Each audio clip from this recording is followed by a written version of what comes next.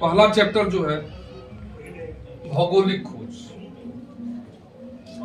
किताब इसलिए हम बोले थे कि स्वयं भी चैप्टर पढ़ना जरूरी है। यहां जो आप पढ़ेंगे उसके बाद आप यदि चैप्टर खुद से पढ़ेंगे तो सारी चीजें स्पष्ट हो जाएंगी। अभी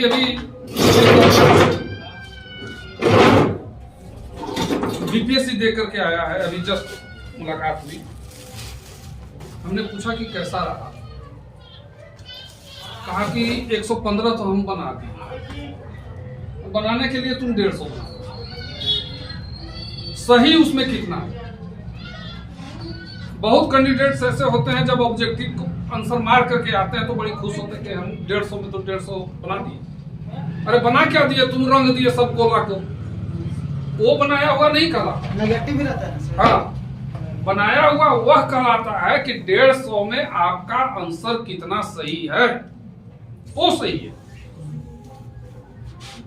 वह कहा कि सर इस बार जो पिछली बार हम दिए थे बीपीएससी, उससे बहुत कठिन सवाल था। सवाल क्या था कठिन? देखो, जनरल कंसेप्ट जो है बच्चों का कंपटीशन देने का, यहां रट लीजिए क्वेश्चन, पॉइंट्स रट लीजिए, उसमें से क्वेश्चन आ जाए, जो कि वेरी रॉन्ग स्टेप है। कंसेप्चुअल क्वेश्चन यदि पूछ दिया तो आप गए। रटा हुआ आंसर काम नहीं आता, इसलिए कंसेप्ट आप बनाइए। किसी भी चैप्टर को जब आप पढ़ रहे हैं उसका कंसेप्ट होना चाहिए, और तब आप उसमें से खुद आंसर छाट लें। यदि कंसेप्चुअल क्वेश्चन आया तो कुछ क्वेश्चन तो सीधे सीधे रहते हैं, इसमें कहीं दो मत नहीं रहेगा। कि भारत का स्थान क्षेत्रफल की दृष्टि से दुनिया में कितना, क्या स्थान? चलिए बात खत्म हुई। ये सब तो जनरल क्वेश्चन, लेकिन इसको नहीं पूछ करके भारत पर कोई कंसेप्ट आधारित क्वेश्चन पूछ दिया तो आप गए। उस लड़के के साथ अभी यही प्रॉब्लम हुआ। वो तो रटे हुए था, पटना में कोचिंग भी कर रहा है 3-4 महीना से, और बार बार संपर्क हमसे करते रहता है। हम पूछते रहते हैं क्या प्रोग्रेस है, क्या प्रोग्रेस है, क्या प्रोग्रेस है। क्वेश्चन वही कोचिंग में जो नोट्स लिखवा दिया है वो रटा हुआ था, मार खाए। यह पैटर्न आपको नहीं अपनाना है। किताब आपके पास होना चाहिए। क्लास में जो भी पढ़ाई हुई, भूगोल में या इतिहास में या किसी भी सब्जेक्ट में, घर पर उस चैप्टर को आप जरूर, तब आप सही चीजों को समझ पाए। जैसे आज हम आपको पढ़ा रहे हैं भौगोलिक खोज। भौगोलिक खोज है क्या? भौगोलिक खोज नाम इसलिए दिया गया कि भूगोल से संबंधित खोजें हुई। भूगोल का मतलब किताब मत समझना। पृथ्वी पर 13वीं-14वीं सदी में और उसके बाद 15वीं-16वीं सदी में जो खोजें हुई व्यापारियों द्वारा, नाविकों द्वारा, उन्हीं खोजों को भौगोलिक खोज नाम दिया है। भौगोलिक खोज दुनिया के लिए एक जुगांतकारी घटना थी, इसलिए कि इन्हीं खोजों के बाद यूरोप, जो बिल्कुल अंधकार में जी रहा था, वैज्ञानिक ज्ञान नहीं था, अंधविश्वास भरा हुआ था, रूढ़िवादिता थी, कोई वैज्ञानिक चीजों का आविष्कार नहीं हुआ था, पृथ्वी को लोग चपटी समझते थे और इस डर से समुद्र में अधिक दूर तक जा नहीं पाते थे। जाएंगे पृथ्वी का एक किनारा आ जाएगा, वहां हम गिर जाएंगे तो अनंत में खो जाएंगे, पता नहीं चलेगा। यह जो अज्ञानता थी, इसी को उस काल में अंधकार युग कहा गया।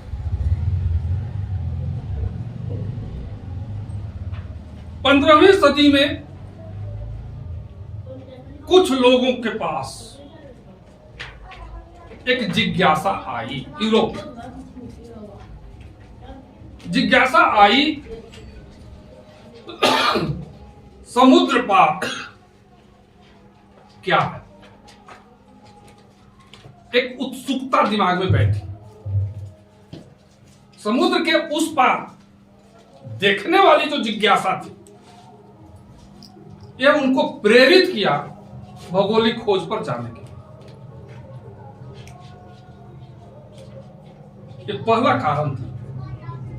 यही कारण है कि मैगलन नामक एक यूरोपीय नाविक अपने बहुत सारे साथियों के साथ 250-300 नावों में बैठकर निकल गया समुद्र की यात्रा पर। एक्चुअली उसके दिमाग में था पृथ्वी के हम खोज कर, चपटी है, गोल है, इसका अंतिम सिरा कहां है, इन्हीं खोजों पर निकला। सालों बाद, हालांकि सारे साथी उसके लौटे नहीं, बहुत सारी कमियां थी, बहुत सारी दिक्कतें थी, जिनके कारण उसके अधिकांश साथी मर गए, समुद्र में ही मर गए। कुछ बचे, उनके साथ जब वह वापस एक दिन वहीं लौटा जहां से उसने अपनी यात्रा की शुरुआत की थी। इसका परिणाम यह हुआ कि लोग और खासकर मैगलन यह समझ गए कि पृथ्वी चपटी नहीं गोल है, इस पर कहीं अंतिम किनारा नहीं आएगा, जहां से हम चले हैं वहीं पर हम पहुंच जाएंगे, गिरने का डर नहीं। इस खोज ने स्पेन और पुर्तगाल के नाविकों को प्रेरित, इस क्षेत्र में उसके राजा भी काफी सहायता दिए, अपने नाविकों को, अपने व्यापारियों को प्रोत्साहित किए आर्थिक रूप से कि हम मदद करते हैं, आप समुद्री यात्रा पर निकले और नए नए देशों की खोज करें। जैसे भारत, चीन आदि का नाम उन्होंने सुना था। बहुत प्राचीन काल में जब आप सिंधु सभ्यता पढ़ रहे थे, उस काल से लेकर मौर्योत्तर काल तक, सातवाहन और कुषाण काल जो आता है, सब कुषाण काल, भारतीय व्यापार रोम जैसे देशों तक था। वहां से सोना चांदी आता था, हीरा जवाहरात, और हमारे यहां से कुछ मसाले, सिल्क के सामान जैसे सूती कपड़ा, हाथी दांत, मिट्टी के बर्तन, जड़ी बूटी और ज्यादातर मसाला, इसका निर्यात होता था। और उसके बदले में देने के लिए उनके पास सोना चांदी के अलावा कुछ नहीं था। यही कारण है कि हमारे देश सोने से भर गया था और सोने की चिड़िया के नाम से विख्यात।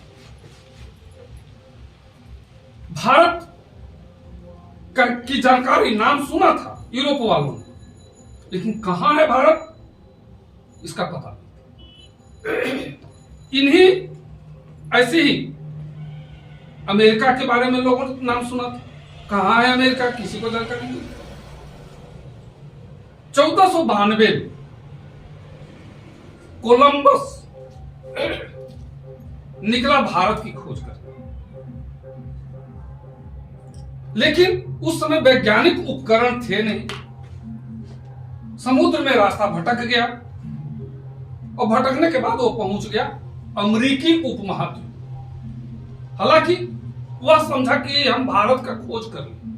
शुरुआती दौर में उसके दिमाग में यही बात है कि यह भारत ही है, और इसीलिए वहां के निवासियों को उसने रेड इंडियन कहा। तो बाद में पता चला कि नहीं, ये भारत नहीं है, एक नई दुनिया है, और इसीलिए उसको नई दुनिया कहा भी। इंडियन से पहले रेड का है जोड़ा। रेड वहां के कुछ लालिमा लिए हुए आदमी होते हैं, ठंडा मुल्क है इसलिए। बाद में उसी का पीछा करते हुए अमेरिगो वेस्पुची उपमहाद्वीप अमेरिका में जाता है, और तब अमेरिका के पूरे क्षेत्र की खोज करता है, और इसीलिए उस क्षेत्र का नाम अमेरिका पड़ा, अमेरिगो वेस्पुची के नाम पर। 1498 में हुआ कि यदि आप भूगोल में, दुनिया के भूगोल में साउथ अफ्रीका का नक्शा देखें तो सबसे दक्षिणी इलाका जो है, यह जो सबसे दक्षिणी इलाका है, यहां पर एक द्वीप का पता चला। इसको कहते हैं उत्तम आशा अंतरीप नाम दिया गया।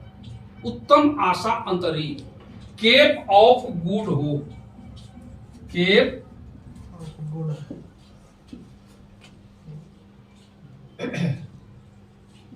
Good hope. जब केप ऑफ गुड होप इसकी खोज की थी बार्थोलोमियो डियाज, बार्थोलोमियो डियाज, इस अंतरीप की खोज बार्थोलोमियो ने की। जब इस अंतरीप की खोज हो गई तो भारत की तरफ आने के लिए एक सुविधा हो, अदरवाइज पूरे दक्षिण अफ्रीका का चक्कर लगा करके नाविकों को भारत की ओर आना पड़ता था। अब सीधे यूरोप से निकल करके ये यहां पहुंचते थे और यहां से सीधे भारत की ओर जाते थे। 1498 में पुर्तगाल का यात्री वास्को डिगामा भारत की ओर चला।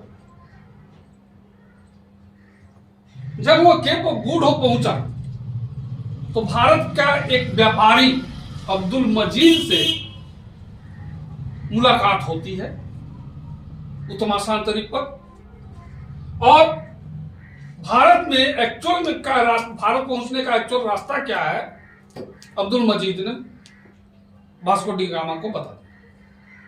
उसी रास्ते को फॉलो करते हुए वास्को डिगामा 1498 के लास्ट में भारत पहुंचता है। यहां पर हिंदुओं का शासन था। हिंदुओं की उपाधि थी जमोरिन, उस राजा की उपाधि जमोरिन। जमोरिन को जब पता चला कि एक यूरोप का यात्री नाविक हमारे राज्य में पहुंचा है तो उसकी काफी अवभगत की। वास्को डिगामा तकरीबन 1 साल तक भारत में रहा। बहुत सारे मसाले, गरम मसाले यहां से लिया और 1 साल के बाद वापस यूरोप पहुंच गया। वहां जाने के बाद उन्हीं मसालों को जब यूरोप में बेचा तो आने जाने का सारा खर्च काटकर उसको 26 गुना अधिक प्रॉफिट हुआ। कभी 60 गुना, कोई 64 गुना, 60 गुना देता है जब उसमें जोड़ दिया जाता है आने जाने का भी खर्च, तब 60 गुना, 26 गुना अधिक प्रॉफिट यूरोप वालों के लिए एक आश्चर्य की बात। परिणाम यह हुआ कि अब यूरोप वालों में एक होड़ मच गया भारत की ओर आने का। तब स्पेन, उसके बाद फ्रांस, बाद में तो बहुत सारे आए, स्पेन अंग्रेज वगैरह सभी लोग आ गए। लेकिन अंत में पुर्तगाल और स्पेन अपने साम्राज्य की सुरक्षा में ही लगे रह गए और फिर वो लगभग समाप्ति पर वो पहुंच गए। अंग्रेज और फ्रांसीसी आगे बढ़े। इसी तरह एक कारण और हुआ भौगोलिक खोज का। उस समय जो नावें होती थी बहुत छोटी होती थी। नाव देखा है आप लोगों ने? देखा? हाँ। किस चीज का बना होता है? लकड़ी का। लोहे का भी बनता है, लोहे का भी बनता है, लेकिन स्पेशल लोहा वो रहता है। तो जो नावें होती थी आज की तरह मशीनीकृत होती नहीं थी, पूरी तरह से हवा पर, और एक उसको क्या कहा जाए, यह आकार होता था। और इसमें मान लीजिए कि पछिया हवा चल रही है, पछिया मतलब बाएं से दाएं, तो इस तरफ एक कपड़ा बांध दिया जाता था तिरपाल की तरह, समझ गए? हवा इधर से जब इधर चल रही है ये सारी हवा इस कपड़े पर एक दबाव बनाती थी जिससे कि ये नाव आगे बढ़ता चला जाए। ठीक है, इन केस अब किसी को जाना है पश्चिम की ओर, हवा भी चल रही है पश्चिम से, तब तो उसको दिक्कत होती है जाने में। ये सारी कठिनाइयां थी, लेकिन पुर्तगाल में ही एक बड़े आकार की नाव बनी जिसका नाम पड़ा कैरावल। कैरावल तेज गति से चलने वाली नाव थी, साथ साथ इसमें बहुत सारा सामान रखा जा सकता था जिससे कि बहुत दिनों तक हम समुद्र में यात्रा कर सकते हैं। तेज गति और बड़े दिनों तक सामान रखने की सुविधा होने के कारण अब निडर होकर के व्यापारी समुद्र में जाने की कोशिश करने। इसी बीच कंपास का आविष्कार, चीन से चुंबक देखा है आप लोगों ने, मैग्नेट, चुंबक के रड को बीच से धागा बांध करके लटका, उत्तर दक्षिण की ओर। वो जब भी स्थिर होगा चुंबक तो उत्तर और दक्षिण दिशा में स्थिर। क्यों? क्योंकि चुंबक का एक सिरा जमीन के या पृथ्वी के उत्तरी ध्रुव और एक सिरा दक्षिणी ध्रुव इंडिकेट करता है। ये चुंबक की खासियत है। कंपास में इसी चुंबक का प्रयोग किया गया। अब कल तक जो नाव या नाविक समुद्र में अधिक दूरी तक जाने से डरते थे क्योंकि दिशा भटकने का डर होता था। समुद्र तो अथाह है, अब भी ज्यादा दूर आगे जाने के बाद नाव किस दिशा में जा रही है उसको पता नहीं चलता था नाविक को। तो जाना है पश्चिम, चल जाता था दक्षिण, पता ही नहीं चलता था। कंपास के आविष्कार के बाद ये डर समाप्त हो गया, क्योंकि उस कंपास के सहारे से नाविक को उत्तर और दक्षिण दिशा हमेशा मालूम रहता है। जब उसकी नाव पर कंपास लग गया तो हमेशा यह कंपास की एक जो सुई होती थी वो उत्तर दक्षिण दिशा में स्थिर रहती थी। तब नाविक को यह पता तो चल जाता था कि हम किस दिशा में जा रहे हैं, क्योंकि उत्तर और दक्षिण दिशा तो स्पष्ट है ना। तो पूरब और पश्चिम तो उसको आसानी से पता चल गया। अब नाविक को समुद्र में भटकने का डर खत्म। 15वीं शताब्दी से पहले पूरब के देशों से जो व्यापार होता था यूरोप वालों का, वो कुस्तुनतिनिया के रास्ते से होता था। बाइजेंटाइन साम्राज्य की पूर्वी जो राजधानी थी कुस्तुनतिनिया, उसी रास्ते से व्यापारी आते जाते थे। लेकिन आगे चलकर के अरबों की ताकत जब बढ़ी, वे एक साम्राज्य स्थापना करने लगे, तब 1453 ईस्वी में अरबों ने कुस्तुनतुनिया पर अधिकार, उनके कब्जे में कुस्तुनतुनिया आ गई। अब यूरोप वालों को दिक्कत हो गई, क्योंकि कुस्तुनतुनिया के रास्ते पहले वे बहुत कम टैक्स दे करके व्यापार कर रहे थे। जब अरबों का अधिकार हो गया तब इन्होंने उन्हीं यूरोप वालों से बहुत ज्यादा टैक्स मांगना शुरू कर दिया, क्योंकि आप हमारे रास्ते का प्रयोग कर रहे हैं। उस रास्ते के प्रयोग करने के एवज में उन्होंने टैक्स मांगना शुरू कर दिया यूरोप वासियों से। इससे यूरोप वासियों को लगा कि अब हमको दूसरे रास्ते की जरूरत पड़ी। कुस्तुनतुनिया वाला रास्ता वे छोड़ना चाह रहे थे और एक नए रास्ते की खोज में वे कोशिश करने लगे। कंपास का आविष्कार, कैरावल का आविष्कार, एस्ट्रोलैब का आविष्कार जिससे अक्षांश की जानकारी उनको मिल जाती थी, दूरबीन का आविष्कार हुआ इसी समय जिससे उनको दूर तक देखने में सहूलियत हो गई।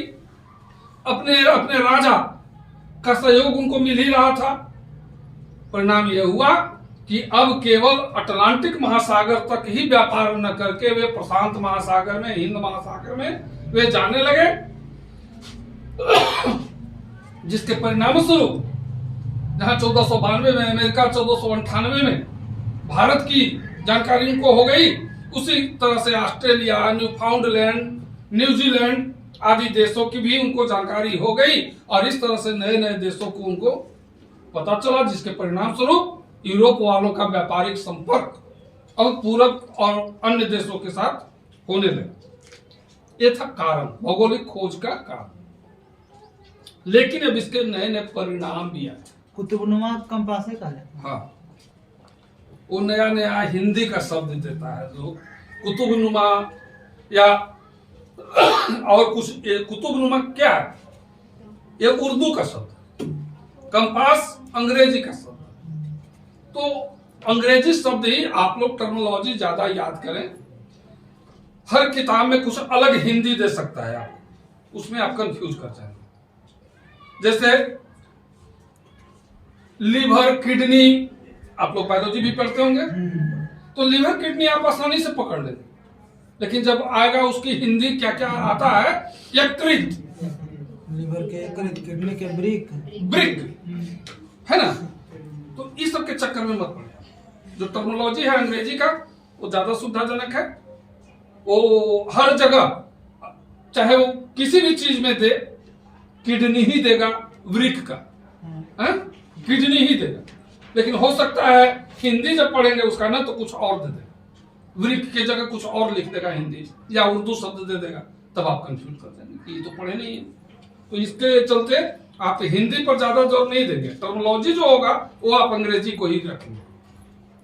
तो कंपास ही याद रखें, कुतुबनुमा नहीं। बार्थोलोमिया डियाज उत्मासा आंतरी को पता लगाए थे ना, वो कब लगाए होंगे? 1498 के लगभग। उसी समय जब वास्को डी गामा निकल चुका था, उसी रास्ते पर आया, वहीं पर ठहरा, और वहां से फिर वो भारत की ओर आया। भारत में उसकी अच्छी पकड़ फिर हो गई। फिर तो उसी के पुर्तगाली जब आया, तो पुर्तगाली ने ही उसका, बाद में बहुत सारे लोग आए, और हमारा जो समुद्री किनारा था पांडिचेरी, उन पर अधिकार हो गया पुर्तगालियों का। मद्रास पर अधिकार हुआ, बंगाल में चंद्रनगर पर अधिकार हुआ। ये सब अधिकार करते चले गए, और पुर्तगाली तो फिर 1961 में इनको भगाना, आजादी मिलने के बाद भगाना पड़ा। खैर, भौगोलिक खोज जब हमारा पूरा हुआ, हमारा नहीं, यूरोप वालों का, तो उसके परिणाम, रिजल्ट कुछ अच्छे भी आए और कुछ बहुत बुरे आए।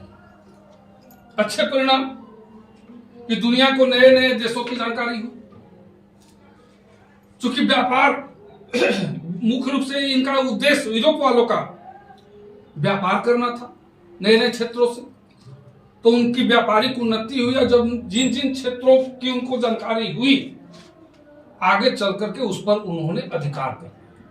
यूरोप वालों, चाहे वो एशिया का देश हो, या अफ्रीका का देश हो, या अमेरिका का देश हो, इन्होंने अधिकार कर लिया। और यहां से उन्होंने आर्थिक शोषण करना शुरू किया। ये अपना उपनिवेश बना। आर्थिक शोषण करने का परिणाम हुआ कि यूरोप की उन्नति बहुत अधिक, बहुत ज्यादा। यहां से कच्चा माल ले जाते थे, अपने यहां बनाते थे। उसी का परिणाम हुआ औद्योगिक क्रांति। पहले इंग्लैंड में शुरुआत हुई औद्योगिक क्रांति की, और फिर यूरोप के अन्य देशों में शुरुआत हुई। औद्योगिक क्रांति के परिणाम स्वरूप जो हमारा उद्योग था, वो तो चरम पर पहुंच गए। उनके व्यापार दुनिया के हर देशों में पहुंचना शुरू कर दिया। व्यापारिक वस्तु उनकी बिक्री होने लगी। जब बिक्री होने लगी तो उनकी आर्थिक आमदनी बढ़ गई। अब कठिनाइयां हुई तो नए नए मुद्रा का आविष्कार, बुलियन का आविष्कार, या हुंडी सुना, जिसको आज हम चेक कहते हैं ना, मध्यकाल के बाद वो हुंडी चला। हुंडी क्या होता था कि मान लीजिए कि हमको पैसा पहुंचाना है दिल्ली, यहां का व्यापारी को हमने चेक दिया, चेक वही हुंडी, वहां जाकर के वो हमारे आदमी से वो हुंडी देगा और वहां उतना पैसा वो ले। चूंकि अभी मुद्रा विशेष रूप से आविष्कृत नहीं हुआ, तो चला ये हुंडी। जब हुंडी भी आ गया, मुद्रा भी आ गया, तब फिर एक चीज की जरूरत हुई,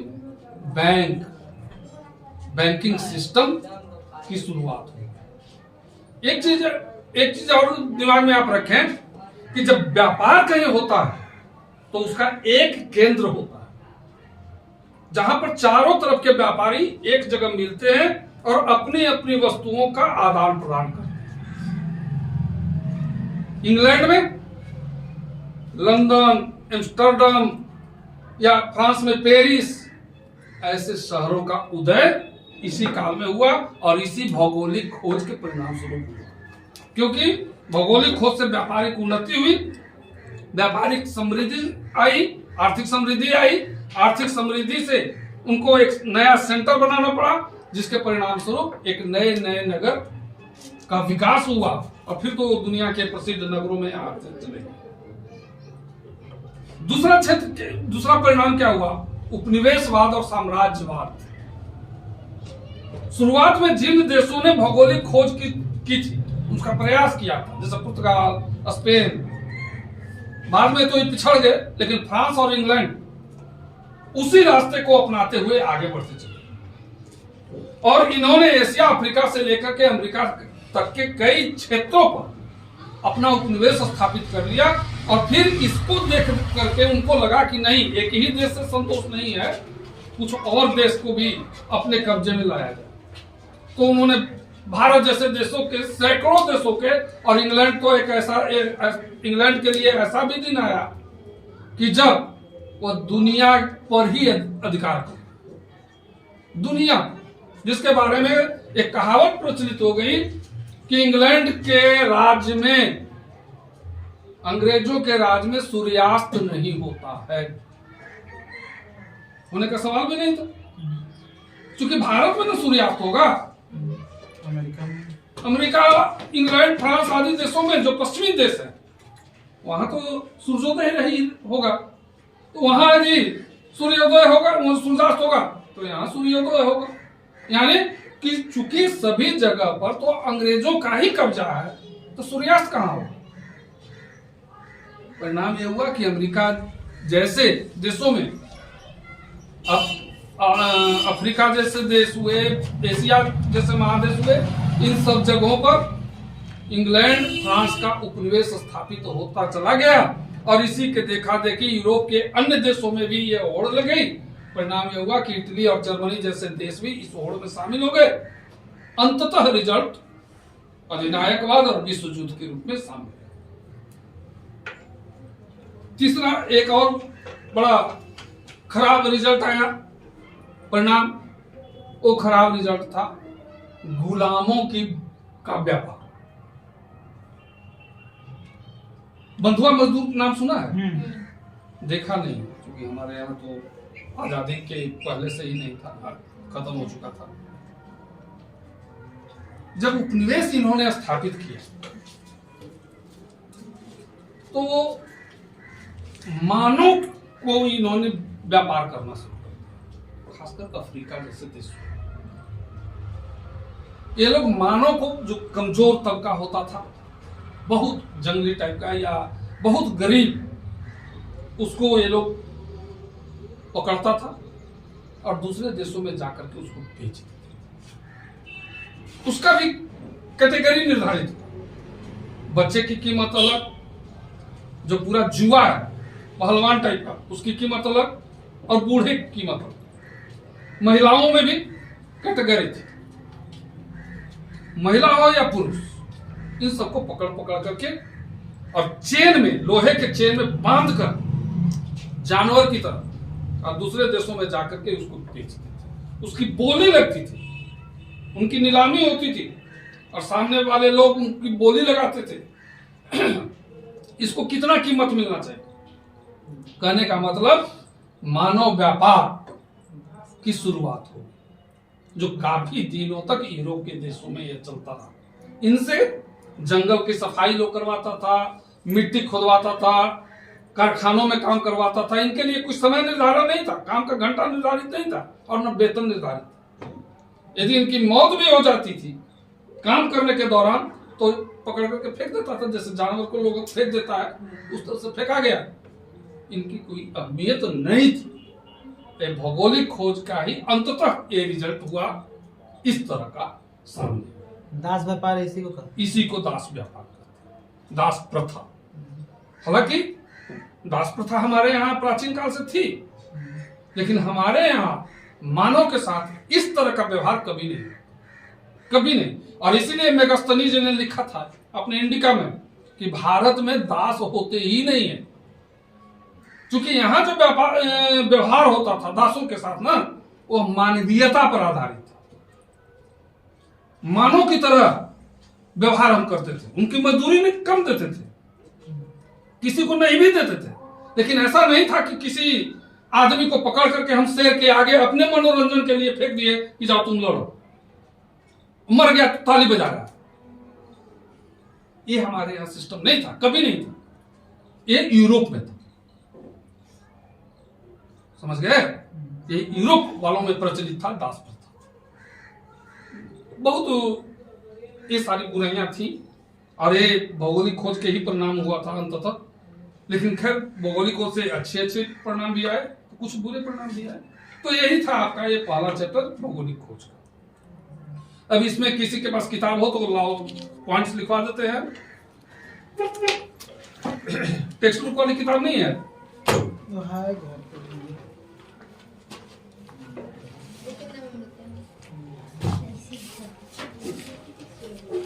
बेटी भी सलन है, घर है। अरे वो जब में बड़ी चेंज लग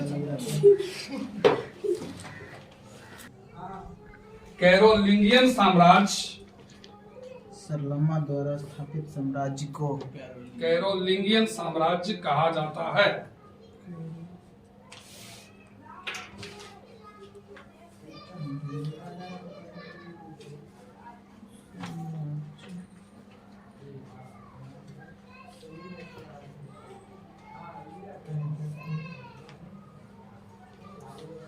दूसरा क्वेश्चन,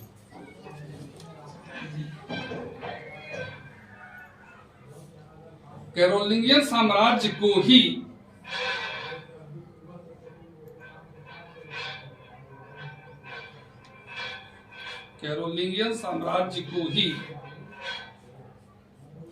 पवित्र रोमन साम्राज्य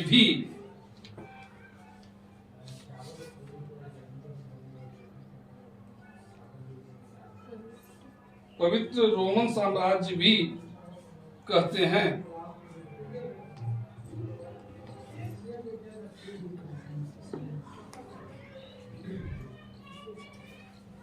सरलम्मा कौन थी सर? सारलम्मा वहां का हेड था, इसी को सम्राट कह करके लोगों ने स्थापित किया। कहाँ के रहने वाले थे सरलम्मा? रोम का। इसी की दो राजधानी हो गई, बाइजेंटाइन साम्राज्य इसी में आया। इसके अधिकार में इटली, जर्मनी वगैरह सारा देश, यूरोप के अधिकांश देश आ गए थे। रोमन साम्राज्य का ही जो पूर्वी हिस्सा था ना, उसको बाइजेंटाइन साम्राज्य नाम पड़ा था।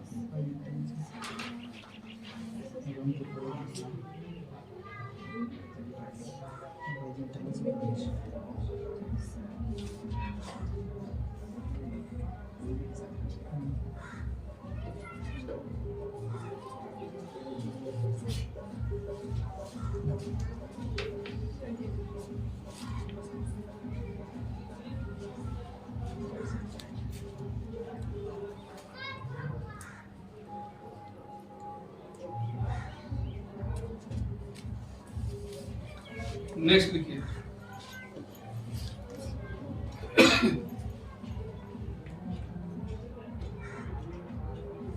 चौदह सौ तिरपन में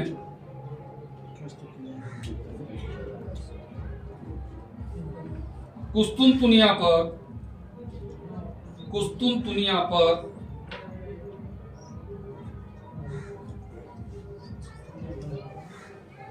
तुर्कों ने अधिकार कर लिया था।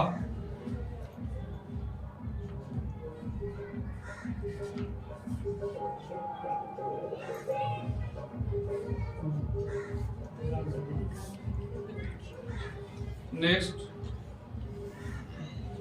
यरूशलेम पर, नेक्स्ट पॉइंट, यरूशलेम पर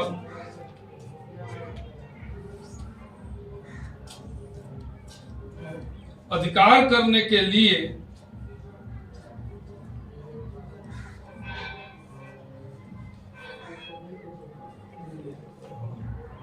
तुर्कों और ईसाइयों के बीच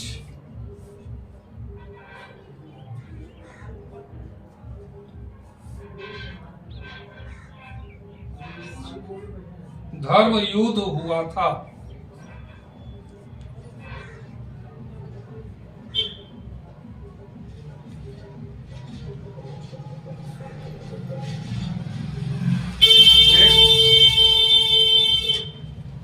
यरूशलेम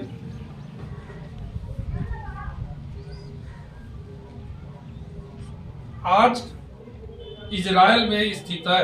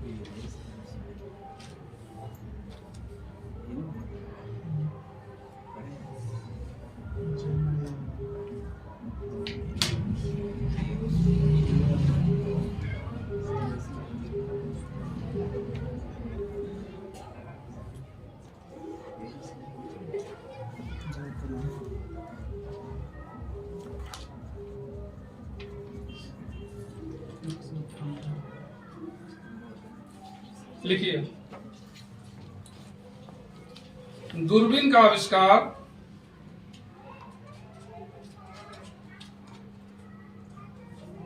गैलीलियो ने किया था।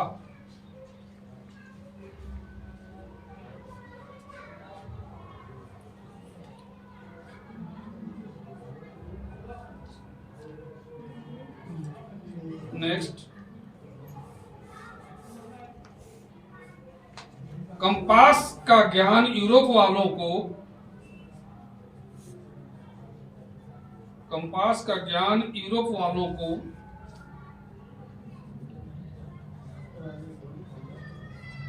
अरबों से हुआ था।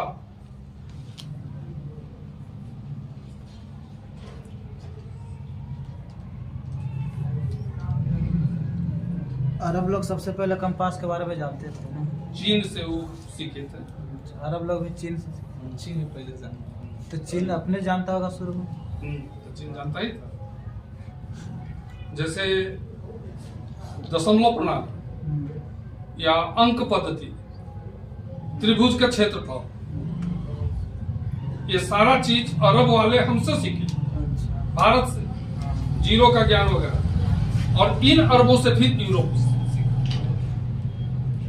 यूरोप अरब एक समय बहुत समृद्ध संस्कृति थी, बहुत समृद्ध संस्कृति, क्योंकि वे लोग आते रहते थे भारत में और यहाँ से सब कुछ सीख करके जाते थे। बड़े विद्वान लोग होता था। Next point, astrolabe. एस्ट्रोलैब अक्षांश बताने वाला यंत्र है।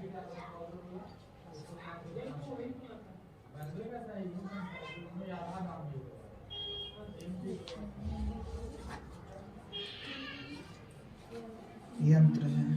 Next point, caravel. कैरावल बड़े आकार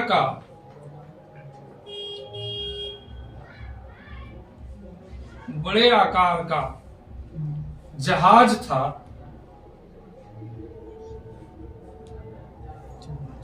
जिसे पुर्तगालियों ने खोजा था, पुर्तगालियों ने बनाया था।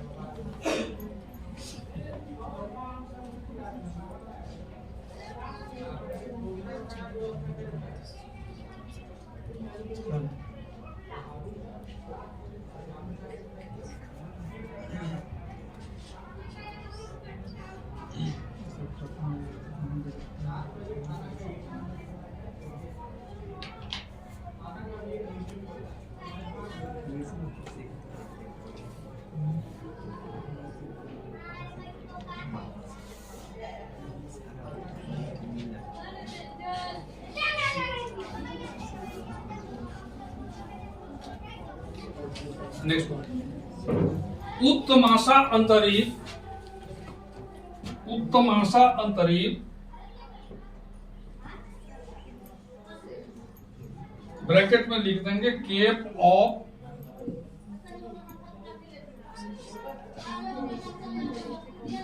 Good hope, Cape of good Hope की खोज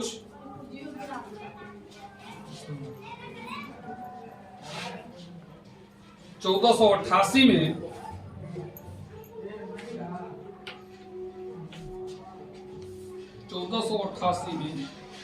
बार्थोलोम्यू डियाज ने की थी।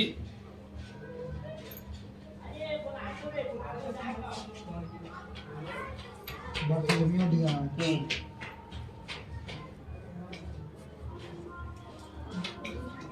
बार्थोलोम्यू डियाज ने की थी।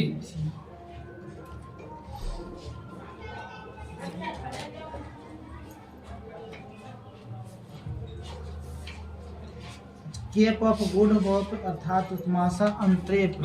केप कहते हैं अंतरीप को। मतलब इसका नाम देने का कोई रीजन भी था क्या? एक अच्छी आशा जागी, एक रास्ता मिला पूर्वी दुनिया की तरफ आने का, इसलिए उसका नाम रखा केप ऑफ गुड होप। माने एक ऐसा अंतरिप जिसे अच्छी उम्मीद की जा सकती है।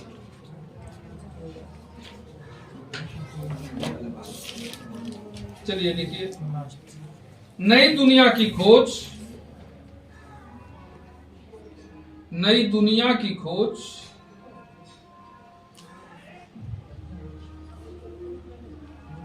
1492 में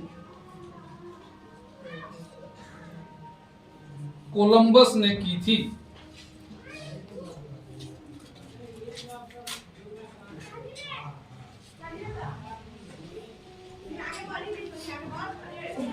नेक्स्ट पॉइंट,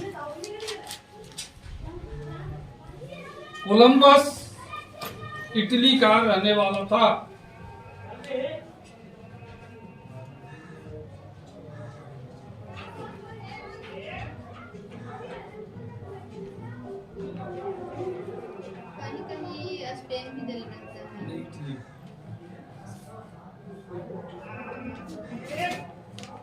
नेक्स्ट पॉइंट, पूरे अमेरिकी महाद्वीप की खोज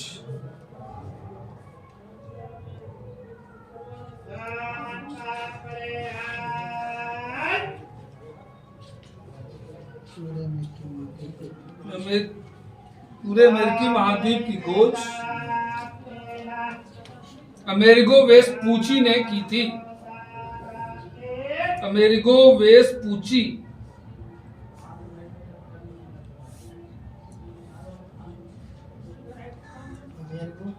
वेस्पूची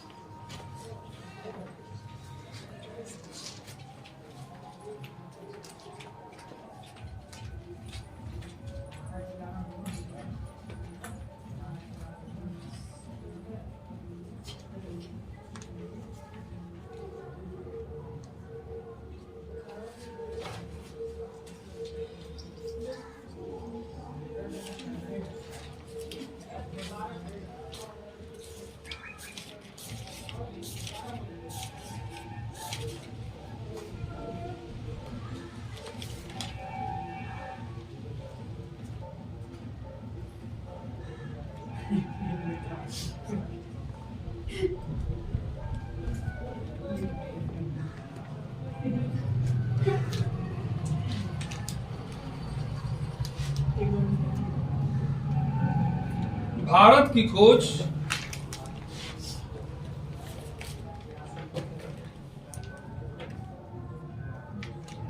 1498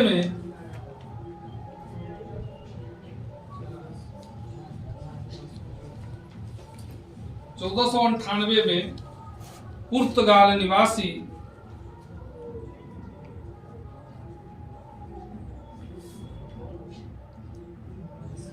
वास्को डी गामा ने की थी।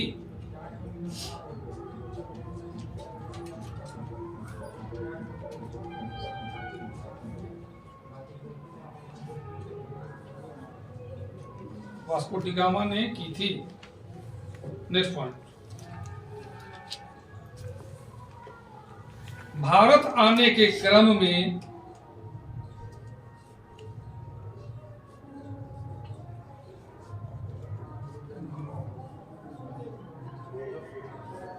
उत्तमाशा अंतरीप पर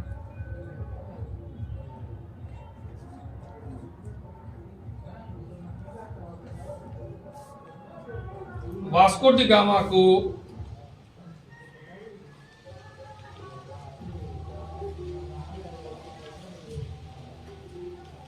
एक भारतीय व्यापारी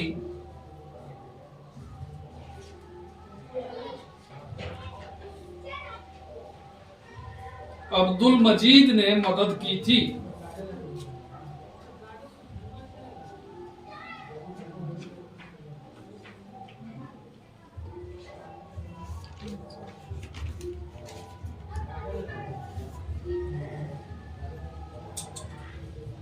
नेक्स्ट, भारत में वास्को डी गामा सर्वप्रथम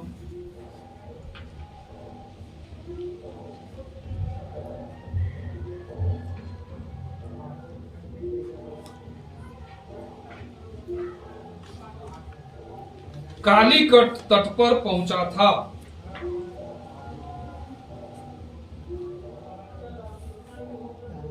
कालीकट तट पर पहुंचा था। केरल में है ना।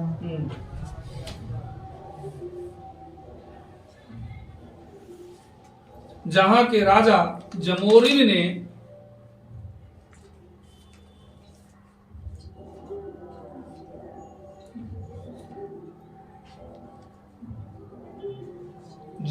ने उसका काफी स्वागत किया।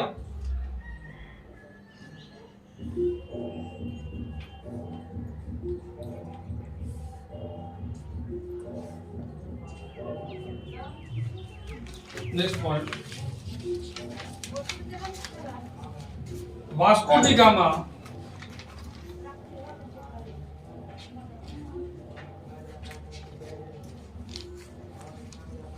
जिन वस्तुओं को भारत से ले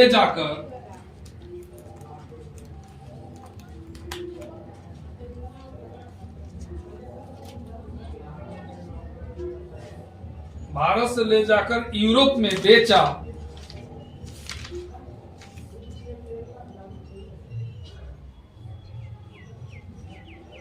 इससे उसे 26 गुना अधिक 26 गुना अधिक प्रॉफिट हुआ या लाभ हुआ।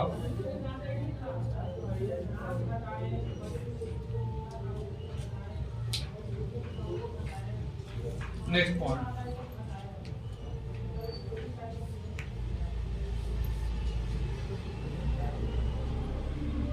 ब्राजील का पता या खोज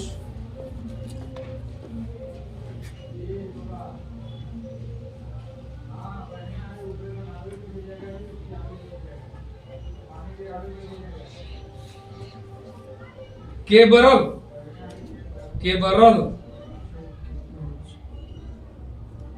नामक एक पुर्तगाली ने की थी।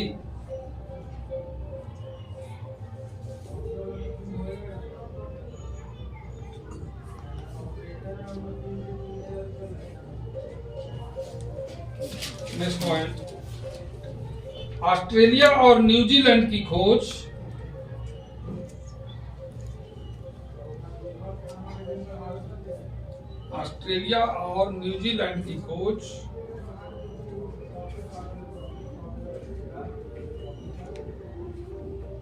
कैप्टन कुक ने की थी।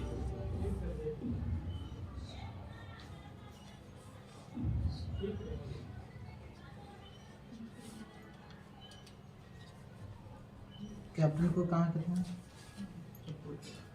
यूरोप का ही था कहीं का। नेक्स्ट पॉइंट, जल मार्ग से सर्वप्रथम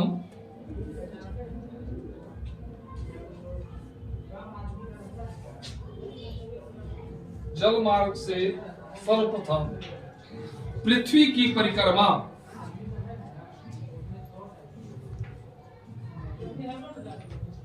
परिक्रमा मैगलन ने किया था। मैगलन 1519 में।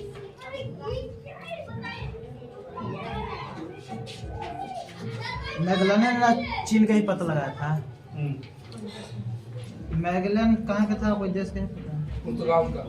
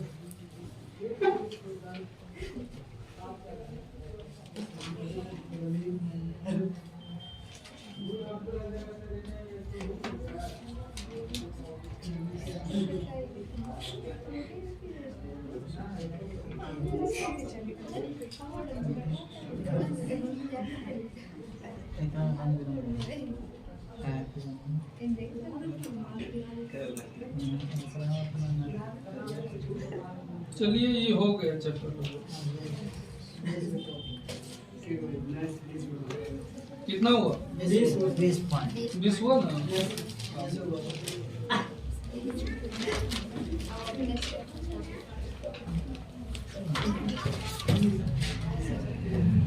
चाय कहाँ से आया है मेरे देश में? आसाम से। चीन से चाय आया। तो जापान से क्या आया?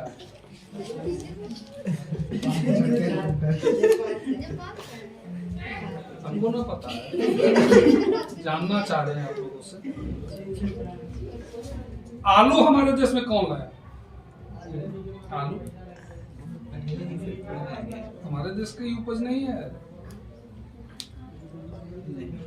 आलू, तंबाकू जिसको खैनी वगैरह कहते हैं, और रसगुल्ला,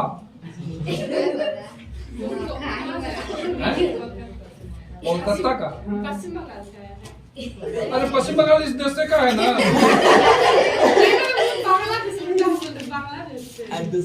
बांग्लादेश भी पहले इसी देश का एक भाग था। 47 में टूट कर अलग हुआ है, 71 में। आप बताइए हमको कि ये अच्छा, भारत की जो मूल कुछ चीजें हैं, मूल जो सिर्फ भारत में हुई और भारत से बाहर दूसरे देशों में फिर गई, क्या क्या बता सकते हैं? नहीं, यहाँ की नहीं है। नील आया है यूरोप से हमारे यहाँ। यहाँ की क्या है जानते हैं? गन्ना, कपास, चांदी। चांदी का उपयोग सर्वप्रथम पढ़ी नहीं है तू लोग? पॉइंट्स लिखवाए थे। सैंधव सभ्यता में हुआ चांदी, और उसके बाद दुनिया को जानकारी हुई। इसी तरह कपास की जानकारी बाद में हुई, ये सैंधव सभ्यता में उपज हुई। और यही एक कारण है कि यूनानियों ने इसको सिंडोन नाम दिया था, कपास को सिंडोन, समझे? ईख हमारे यहाँ का उपज है, अरे बाद में बाहर के देशों में गए तो वहां से हम लोगों ने रसगुल्ला या पुर्तगाली लोग लेकर के आए, समझी? कुछ दिनों तक बड़ी हाई कोर्ट हुआ बंगाल में और उड़ीसा में, रसगुल्ला के लिए हाई मुकदमा चल रहा है दो राज्यों के बीच। यह हाल फिलहाल 2 साल पहले फैसला हुआ है। ये रसगुल्ला मूल रूप से है किसका? बंगाल का है कि उड़ीसा का?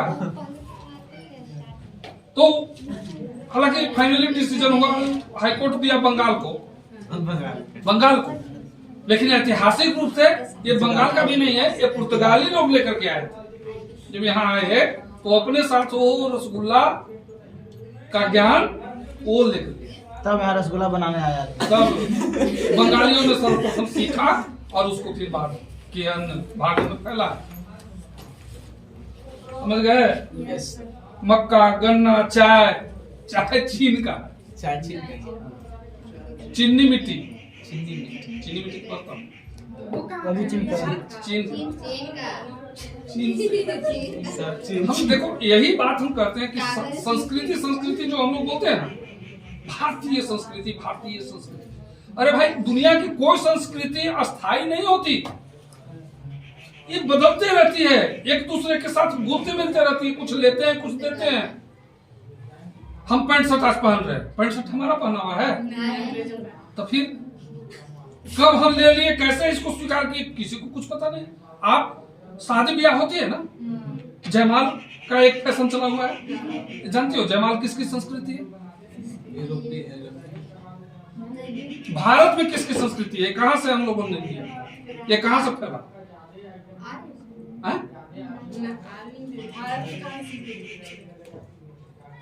कहां से? केरल से। नहीं,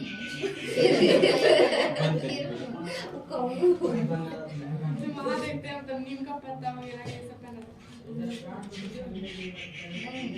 सिंधी लोगों में प्रचलित,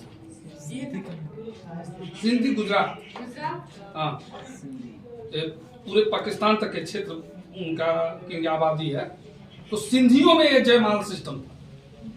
विश्व में कौन देश है पहले? यूरोप वाला वो अपना करता होगा। एक चीज और देखो हम मार्क किए थे, वो मूल रूप से है पंजाबियों की संस्कृति, हम लोगों ने अपना लिया, हमारे यहाँ आ गया ये सिस्टम। क्या तुमको याद नहीं पड़ रहा है? शादी से रिलेटेड। हाँ, शादी ब्याह से अच्छा, पुलाव खाते हैं हम लोग। हाँ। पुलाव किसकी संस्कृति है? ना? चिकन खाती है? हाँ, खाती है। तभी नाम ही याद आ रहा है अपना चिकन का। पुलाव किसकी संस्कृति है? कोई बताया? मुस्लिमों की संस्कृति, उनका खान पान। पुलाव। हाँ, ये हमारे यहाँ का नहीं है, लेकिन हमने आज उन लोग का पुलाव बड़ा बड़ा रहता है। और तो चावल तुम जितना बड़ा अपना बना लो, कोई स्पेशल चावल बनाता है। उनका बड़ा बड़ा रहता है। कोई दोस्त लाया, कासिम में एक दिन बना के लाया था, उसी का खिचड़ा मलिदा वो सब। हाँ, क्या करते हैं? हम लोग के क्षेत्र में बनता है बिरन। वही लाया। बिरन नहीं, वो नहीं लाया होगा, बिरन बनाने का उसको सवाल ही नहीं, वो पुलाव लाया। बिरन ने खाया, बिरन मीठा होता है उसमें और उसमें वो जो बनता है ना शुद्ध घी में, साथ में छनाता है पूरा, साथ में जितना चावल रहता है ना तकरीबन उसका आधा छुहाड़ा, किशमिश, काजू वगैरह डालता है। उसमें भी और वो छुहाड़ा के अर्क में बहुत माने वो खर्चीला पड़ता है, जो सब कोई की बात नहीं है बनाने का, और उस बनाने वाले का कारीगर भी नहीं है इधर। तो ये टेकारी गोपाल सरोवर बनाते थे, उनके देखा देखी अगल बगल के लोग बनाना शुरू किए, तो मगध क्षेत्र में ही ये पुलाव बनता है, बिरन बनता है। बिरान मैंने सबसे हमारे पहले शुरू है हैं? बिरान सबसे पहले मगध क्षेत्र में, मगध में, और वो अभी वही टेकारी एरिया, चूंकि गोपाल सरन का खाना था, उनको देखा देखी हम लोगों ने अपनाया, और हमारे देखा देखी अन्य क्षेत्रों में भी फैल गया। यही हम कहते हैं कि अपनी संस्कृति जो हम कहते हैं, चाहे वो पूजा पाठ हो, बोली हो, रहन सहन हो, खान पान हो, ये किसी की बहुती नहीं होती। हम लोग दूसरे से लेते हैं और दूसरों को देते हैं। ऐसी बात नहीं है कि मुस्लिम हमसे नहीं लिया, हमसे पान उसने लिया, चूड़ी लिया, सिंदूर लिया, साड़ी पहनावा लिया, वो हमसे लिया मुस्लिम आबादी, और मुस्लिमों से हम लोग कुर्ता पैजामा लिए, लुंगी लिए, उन्हीं लोग खान पान में पुलाव लिए। ये सारी चीजें बदलते रहती हैं, एक दूसरे से संक्रमित होते रहते हैं। हम लेते हैं, कुछ देते हैं। तो इस यह घमंड कभी जिंदगी में नहीं करना चाहिए। हम हिंदू, गर्व से कहो हम हिंदू। हिंदू में ये धारणा जो आपको सिखाए वो गलत। चलिए अब हम लोग एक चैप्टर आज खत्म कर दिए। कल हम लोग अमेरिकी स्वतंत्रता संग्राम, दूसरा चैप्टर वही है ना, अमेरिकी स्वतंत्रता संग्राम पढ़ करके आप लोग, किताबें नहीं है तो अभी नहीं पढ़ेंगे आप, किताब जल्दी से इंतजाम करो ना, सबके पास है, हो गया किताब।